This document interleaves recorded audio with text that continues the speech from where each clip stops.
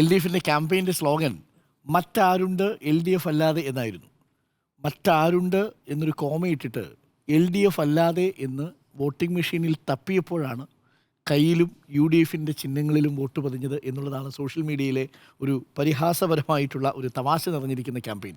മറ്റാരുണ്ട് L D F അല്ലാതെ എന്ന് നോക്കുകയും അങ്ങനെ യു ഡി എഫ് സ്ഥാനാർത്ഥികൾക്ക് വോട്ട് കൊടുക്കുകയും ചെയ്തു എന്നുള്ളതാണ്. അപ്പോൾ ക്യാമ്പയിൻ യഥാർത്ഥത്തിൽ അതേപോലെ ശിരസാവഹിച്ചുകൊണ്ടാണ് വോട്ടർമാർ വിധി എഴുതിയിരിക്കുന്നത് പോളിംഗ് ബൂത്തിലേക്ക് കയറിയപ്പോൾ എന്നാണ് ചില സോഷ്യൽ മീഡിയയിലെ ക്യാമ്പയിനുകൾ കണ്ടത്.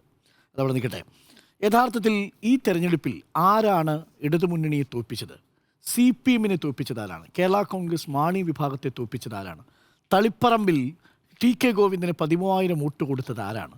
6 റൗണ്ട് വരെ മട്ടന്നൂരിൽ പിണറായി വിജയനെ വെള്ളം കുടിപ്പിച്ചതാരാണ്? ധർമ്മടത്ത് മട്ടന്നൂരിൽ ഒരു ഘട്ടത്തിൽ 60,000-ൽ നിന്ന് താഴെ വി കെ സനോജ് പിന്നിൽ പോകുന്ന അവസ്ഥയിലേക്ക് എത്തിച്ചതാരാണ്? എങ്ങനെയാണ് പയ്യന്നൂരിൽ വി കുഞ്ഞികൃഷ്ണൻ 49,000-ൻ്റെ ഭൂരിപക്ഷത്തിൽ നിന്ന് 7,000-ൻ്റെ ഭൂരിപക്ഷത്തിലേക്ക് വന്നത്? ആരാണ് അവിടെ വി കുഞ്ഞികൃഷ്ണൻ വോട്ട് കൊടുത്തത്? സി പി എമ്മിൻ്റെ പാർട്ടി അംഗങ്ങളാണ്. തളിപ്പറമ്പിൽ ആരാണ് ടി കെ ഗോവിന്ദന് വോട്ട് കൊടുത്തത്? സി പി എമ്മിൻ്റെ പാർട്ടി അംഗങ്ങളുണ്ടെന്നേ.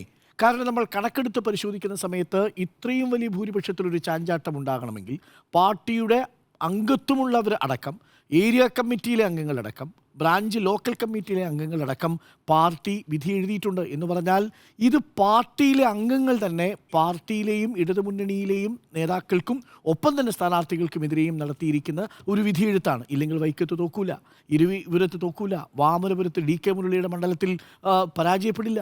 അപ്പോൾ ഈ കേരളത്തിലുടനീളമുണ്ട് എന്നുള്ളതാണ്. ഒരു കാര്യം ആദ്യമേ തന്നെ പറയാം, ഇതൊരു തരത്തിലുള്ള ന്യൂനപക്ഷ ഏകീകരണം ഒന്നുകൊണ്ട് മാത്രം സംഭവിച്ച ഒന്നേയല്ല. അങ്ങനൊരു വ്യാഖ്യാനം ഇനി നിലനിൽക്കില്ല. 2, ഭരണവിരുദ്ധ വികാരമില്ല എന്ന് പറഞ്ഞാൽ ആ വാദവും നിലനിൽക്കില്ല. ഇത് രണ്ടും വളരെ പ്രസക്തമാണ്. പക്ഷേ എനിക്ക് പറയേണ്ട 2-3 കാര്യങ്ങളുണ്ട്. ഒന്ന്, യഥാർത്ഥത്തിൽ ഈ തിരഞ്ഞെടുപ്പിലെ വിധി എന്ന് പറയുന്നത് രാഷ്ട്രീയമായ ശരിയാണോ എന്നൊരു ചോദ്യം ചോദിച്ചാൽ എനിക്ക് പറയേണ്ടത് എല്ലാ തിരഞ്ഞെടുപ്പ് വിധികളും രാഷ്ട്രീയമായ സത്യമായിരിക്കാം, പക്ഷേ അത് രാഷ്ട്രീയമായി ശരിയായിരിക്കണമെന്ന് നിർബന്ധമില്ല. കാരണം ഇത് രാഷ്ട്രീയമായി ശരിയായിരിക്കണമെന്ന് നിങ്ങൾ വാശി പിടിച്ചാൽ അസമിൽ സംഭവിച്ചത് ശരിയാണെന്ന് നിങ്ങൾ സമ്മതിക്കേണ്ടി വരും. വെസ്റ്റ് ബംഗാളിൽ സംഭവിച്ചതും ശരിയാണെന്ന് നിങ്ങൾ സമ്മതിക്കേണ്ടി വരും. തമിഴ്നാട്ടിൽ സംഭവിച്ചുകൊണ്ടിരിക്കുന്നതും ശരിയാണെന്ന് സമ്മതിക്കേണ്ടി വരും.